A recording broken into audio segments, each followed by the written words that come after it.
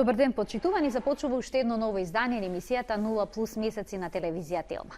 Денеска ќе зборуваме за актуелниот проблем со грипот кај бебињата и малите деца. Кои се симптомите, како да се постапи кога температурата никако не се симнува, на кој начин се лекува грипот. За сето ова со денешниот гостин, доктор Душко Фидановски од Аџибадем Систина. Добре ни дојдовте повторно. Добар ден. Зошто грипот е поопасен од останатите вирусни и респираторни инфекции и заболувања? Да, се работи за вирусна инфекција, која што го напаѓа пред се респираторниот тракт, бидејќи е влезна врата, дишните органи се влезна врата, меѓутоа може да навлезе во организмот и да доведе до зафаќање на други органи и органски системи, меѓутоа пред се симптомите се поврзани од респираторниот тракт. Грипот не е поопасен од другите вирусни инфекции. Овој, ако зборуваме за сезонскиот грип, кој што е изолиран сега дека циркулира во регионот на Европа, посебно Балканскиот полуостров, Југоисточна Европа, има практично да речеме една мини епидемија. До сега се регистрирани 25.000 случаи на грип инфлуенца А, значи е детектиран вирусот на инфлуенца А H3 подтип, кој што е сезонски, спаѓа во групата на сезонски грипови. Меѓутоа секогаш сметаме дека има 3 до 4 пати повеќе болни отколку што е оваа официјална бројка. Не се јавуваат сите на лекар, не се сите не се јавуваат евидентирани. сите и не се регистрираат, не се диагностицираат сите, бидејќи нели диагнозата е само кај оние потешки форми кои легнуваат во болница, да речеме. Така да таму за да имаме потврда за што се работи, се диагностицира и вирусолошки, значи се детектира типот на грипот. Инаку има само таков печаток, бидејќи е голем бројот на заболени лица, дека се работи за болест која што е вирусна инфекција која е потешка, поопасна од другите. Се работи за сериозно заболување, може да направи компликации, посебно не овој сезонскиот, него пандемскиот грип кој што го имавме пред неколку години, и да најчесто оди со лесна или умерено тешка форма. Така, но клиничката слика ми се чини кај децата овој пат беше малку, да речем, подраматична. Да. Како може да се процени дека детето има грип, а не некое друго вирусно заболување? Да, вообичаено кај децата и кај повозрастните, велиме ние, и хронично болните пациенти, без разлика од која возраст е, знаците на болест се потешки и тука треба да се обрне повеќе внимание. Можеби тие случаи бараат хоспитален третман. Инаку грипот, како и другите вирусни инфекции, нема некоја клиничка слика типична која што е за него, значи има температура, респираторни симптоми од типот на кашлање, кивање, солзење на очите, затнатност, општа малаксалост, болки во зглобовите, главоболка силна изразена. Лабораториските параметри се многу битни, секогаш се прави лабораториско истражување, па и микробиолошко ако треба. Кај вирусните инфекции промените во крвната слика се минимални или незначени, односно нема промени големи во крвната слика, кои што ги има кај бактериска инфекција. И ако земеме бриз за изолација на бактерија, нема да докажеме бактерија, а можеме да го докажеме типот на вирусот ако направиме вирусолошко испитување. Така да врз основа на клиничката слика, лабораториските и микробиолошките наводи, можеме да го склопиме мозаикот и да кажеме дека се работи дефинитивно за грип, а не некое друго вирусно или бактериска инфекција која нема некои посебни карактеристични клинички знаци врз основа на кои би веднаш диференцирале дека се работи за ова, а не за тоа. Пред да продолжиме разговорот, само да ги потсетам гледачите дека може да се вклучат во овој разговор со нивни прашања на 3076 677. Споменавте крвната слика дека е мирна, ЦРП-то исто е така мирно. Да, и ЦРП-то е вообичаено во тој. ЦРП да се што покажува ЦРП-то? Може ли ми да им објасниме? Се работи за еден протеин кој што го има во серумот, во крвта, кој што се ослободува во случај се ослободува во поголема количина, значи од клетките циркулира во крвта, се зголемува неговото ниво и тоа се случува обично кога се работи за предизвикувач од бактериска етиологија. Тогаш вредностите на тој протеин, индикатор, маркер за бактериска инфекција е повисок од колку што нормално е и тогаш велиме ова личи дека се работи за бактериска инфекција. Кај вирусните инфекции ЦРП-то, која веќе го спомнавме, е најчесто во нормални вредности или лесно малку е зголемен над нормал.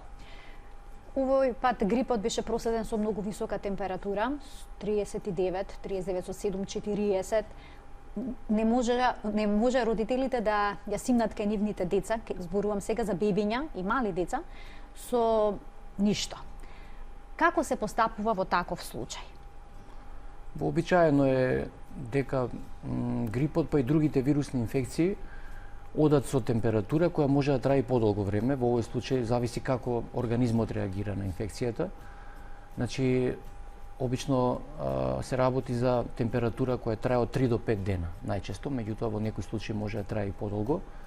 Кај некој може да биде повисока, кај некој пониска и кога има температура, најчесто родителот го фаќа паника и се обидува по секоја цена да ја намали температурата. Мислам дека тоа не е најважно. Не можеме ние на тој начин што се обидуваме на вештачки начин, значи со давање на медикаменти, да ја нагло обориме температурата, ги нарушуваме одбранбените стратегии на организмот. Значи организмот со таа висока температура се бори против инфекцијата.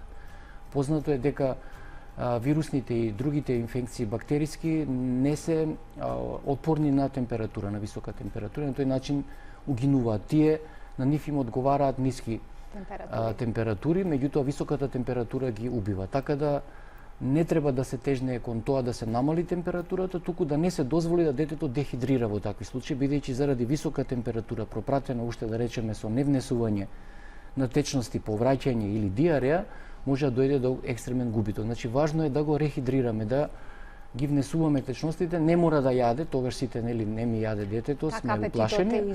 Апетитот е изгубен, меѓутоа гледајте барем да давате течности. Треба да се даваат медикаменти, обично ние советуваме над 38 со 3-4 температура веќе да се даде. Обично даваме парацетамол или бруфен, тоа се тие два антипиретика кои најчесто се употребуваат. А за да се намали бројот на давањата на медикаменти, бидејќи тоа се сепак медикаменти кои колку се корисни, толку и знаат да дадат и штетни ефекти на внатрешните органи, за да го намалиме бројот на давањето на медикаментозно намалување на температурата, добро е да одиме на така нареченото разладување кај децата. Значи едно туширање со млака, не со ладна вода, значи многу грешка прават родителите кога ги тушираат со поладна вода, бидејќи температурата е покачена, телесната температура е покачена кај детето, значи ако ние го третираме со вода која е 36-37 степени, ќе му биде многу ладно и ќе добие организмот. Значи таа малку треба да биде потопла, не вруќа да биде, меѓутоа да биде потопла. Може да се ставаат оние млаки облози, да се покрива телото, да речеме со ткаенина која е натопена со вода, или да се стави едноставно да се стави во када да се истушира детето и на тој начин да се намали температурата. Се препорачуваат ли масажи со алкохол, со оцет? Родителите споделуваа на социјалните мрежи нивни искуства, ставаа на стапалата една рачињата сенф, белка од јајце, значи сега во таква ситуација кога не можат никако да симнат температура бараат. Аплицирањето на алкохолот на телото може да доведе до намалување на температурата со тоа што тој ќе испари и ќе намали. Американското педиатриско здружение тоа не го препорачува, но кај нас се препорачува, заради испарувањата кои што настануваат од алкохолот и можно е да тој нели влезе потоа во дишните патишта и да навлезе во организмот на детскиот организам или па преку кожата да се резорбира, така да од тие причини не се препорачува алкохол, обично се препорачува некогаш да се разблажи алкохол 70% со вода, пола на пола. Така 50-50. 50, меѓутоа како алтернатива, добра алтернатива е ова што веќе го спомнав со обична млака вода која не е многу ладна, да се детето истушира и на тој начин или да се ставаат тие млаки облози на телото, детето да се облече лесно, значи да не се преоблекува тогаш во таква состојба кога е со висока температура и да се ставаат и облози или да се тушира со млака вода. Така, имаме гледач на линија. Добар ден, повелете, кој се јавува во програма сте? Добар ден. Имам едногодишно бебче. Сега ме интересира, веќе 2 пати се има случајно, поздрав за емисијата прво. Благодарам. Се има случајно 2 пати крена температура, значи прво во октомври, 39,2 имаше највисока, па завршивме на болница, меѓутоа не ни дадоа ништо.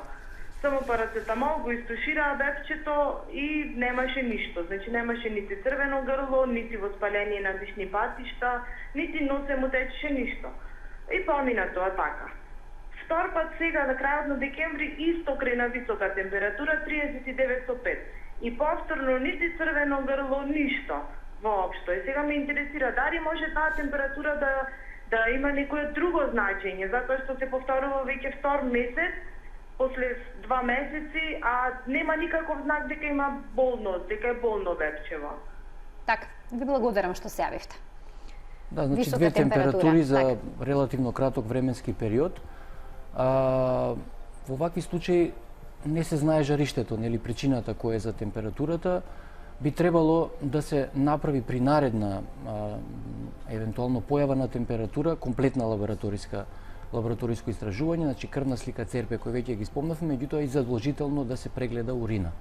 Бидејќи многу често уринарните инфекции одат само со температура и без никакви други симптоми, па и ако треба да се земат и брисеви од грло и нос, бидејќи некогаш знае некое жариште да има да клинички вака не се манифестира. И она што го спомна на почеток господјата, дека не е ништо направено кога отишле на лекар, вообичаено ова го слушам, меѓутоа направиле доста од тоа што го кажа, значи доста направиле, тоа е давањето на антиперетикот и разладувањето. Клучното. Значи веќе клучна работа е направена, иако можеби некој очекува не знам што да се направи, меѓутоа тоа е терапијата во вакви ситуации, меѓутоа мора да се малку разграничи, да се види што е причината за повторувачките фебрилности. Најчесто се работи за вирусни инфекции, може да се повторуваат тие, посебно ако се работи за дете кое што е во градинка оди, школско дете, или ако е во контакт со деца кои што се поголеми па тие носат од некои инфекции.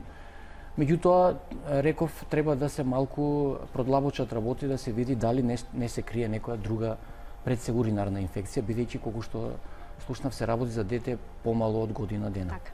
Имаме уште еден гледач на линија, да го вклучиме и него со прашањето. Добар ден, повелете, во програма сте.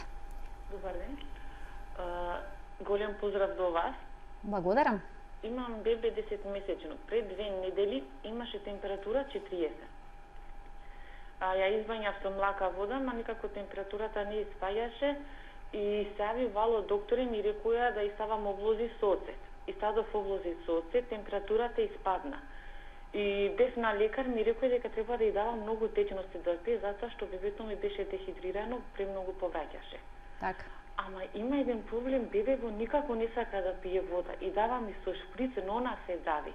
Така. Јазичето и беше мало, но она откако се роди, јазичето е мало. Што може да биде тоа, кој проблем може да биде?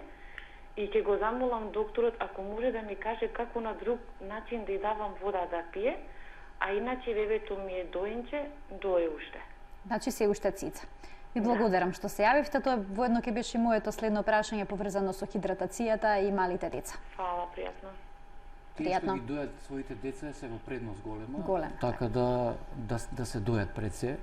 Не мора никаква друга храна да се дава додека трае температурата и нема да јадат децата, меѓутоа секако ќе сакаат да цицаат.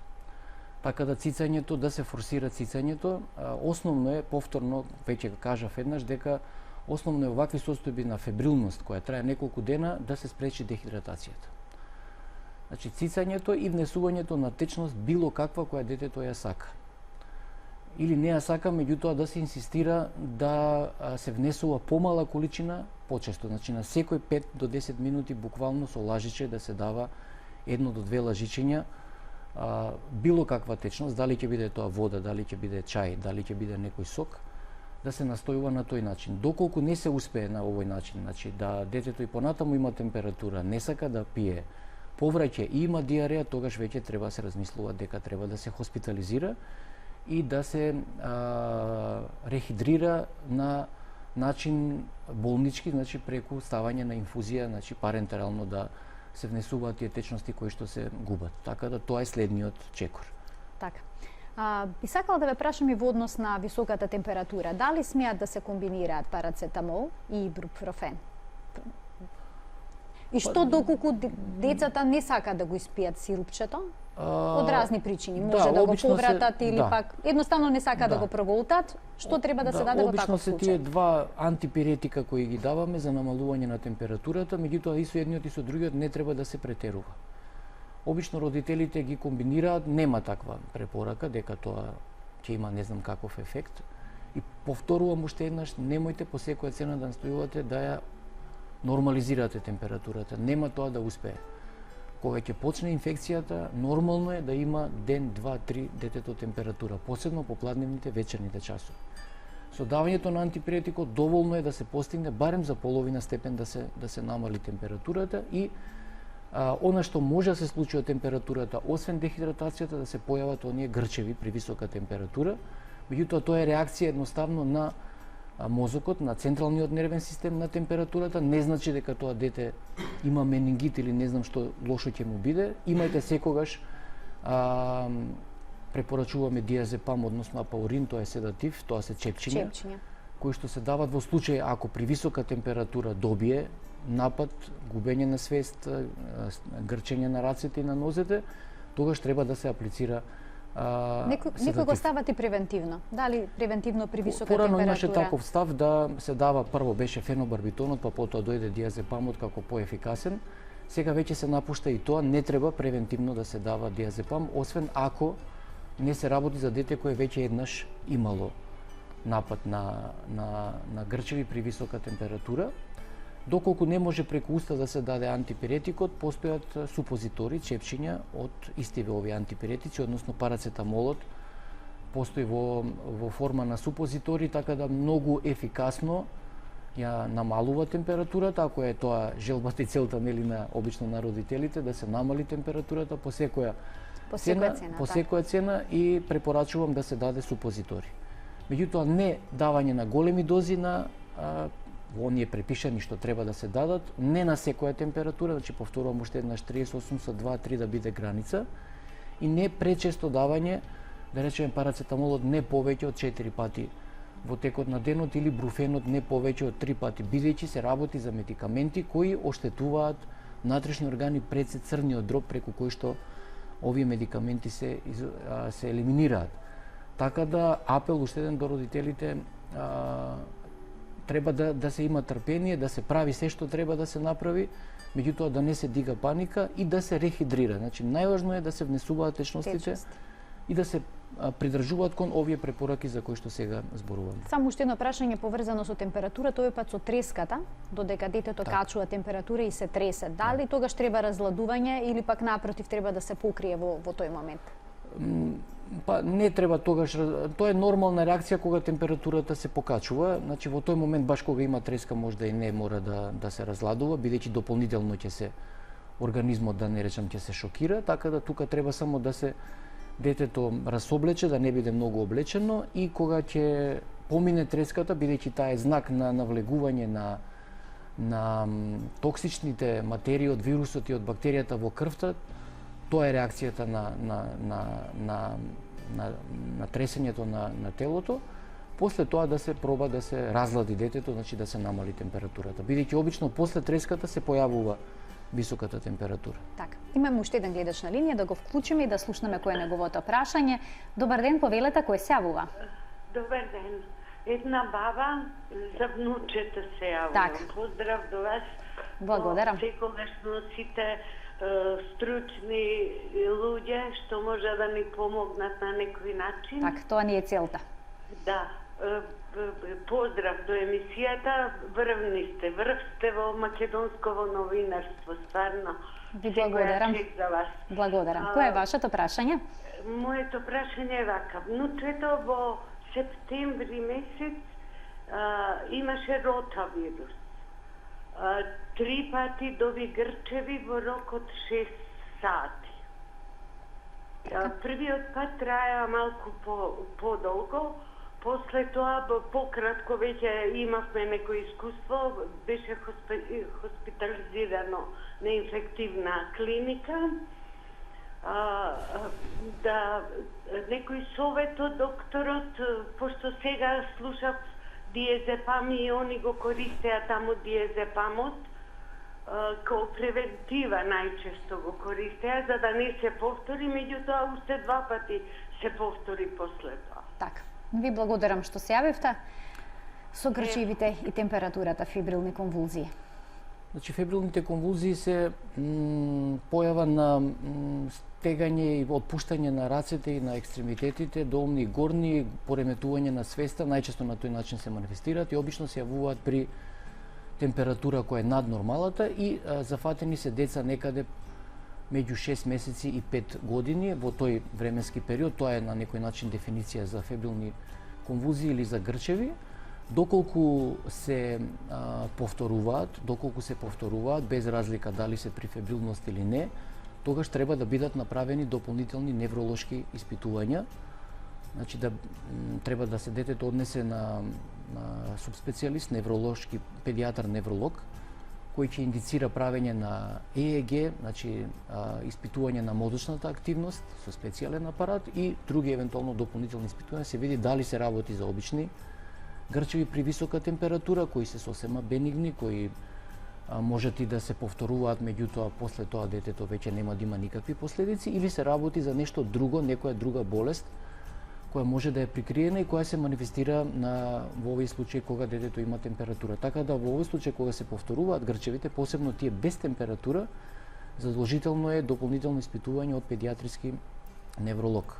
Така. Го спомна госпоѓата ротавирусот, значи тој е актуелен се уште, ова било во септември, меѓутоа во моментот е многу актуелен, паралелно со вирусот на грипот и другите вируси кои циркулираат сега, го имаме и ротавирусот, кој е типично зимски вирус, иако предизвикува диареја, се манифестира со стомачни тегоби, висока температура, диареја, повраќање и знае да направи многу големи проблеми кај бебињата, посебно во текот на првата година, затоа и во голем број европски земји постои задолжителна вакцина против ротавирусот, бидејќи може да представува навистина многу сериозно заболување. Се препорачува ли вакцина од грип кај деца? Па, да, значи вакцината за грипот се препорачува посебно кај деца кои што имаат хронични болести. Значи болести кои што можат да дополнително го искомплицираат грипот и да доведат до влошување на состојбата, така да кај такви деца кои што имаат хронични болести на белите дробови, кардиоваскуларниот систем или некоја друга хронична болест, добро би било да се вакцинираат од грип во период на сезона кога е на грипот. И сосема за крај, дали може во иста сезона, односно зимава, децава да заболат по два пати од грип? Значи да го прилежат и повторно да заболат? Па од истиот тип на грип не е сигурно, бидејќи се создава имунитет кој што за жал не е траен, него трае да речеме одреден временски период, бидејќи па проблемот со вирусот на грипот е дека тој од исти тип знае да мутира секоја сезона и да се појави истиот тој, ама малку изменет генетски, па организмот повторно да не биде отпорен кон него, меѓутоа организмот веќе има создадено антитела против тој тип на грип и нема можеби да го помине во таква тешка форма како што било првиот пат. Инаку може да се случи да се појави наредната година повторно или истата година, меѓутоа од некој друг тип на вирус. Не грип, него риновирус, имам стотици врсти на респираторни вируси кои можат да дадат симптоми кои личат многу на инфлуенцата. Ви благодарам што бевте дел од НУЕМ+. Се надевам дека ќе имате се помалку пациенти. Да се надеваме, бидејќи навистина огромен беше бројот на пациенти. Така, сега е продолжен и зимскиот распуст, се надевам дека тоа ќе даде ефект. Ви благодарам, се гледаме повторно во некоја ново издание на НУЕМ+. Тука го закружуваме денешното издание, се гледаме повторно утре од 12 до 12:30 на телевизија Телма. Пријатно.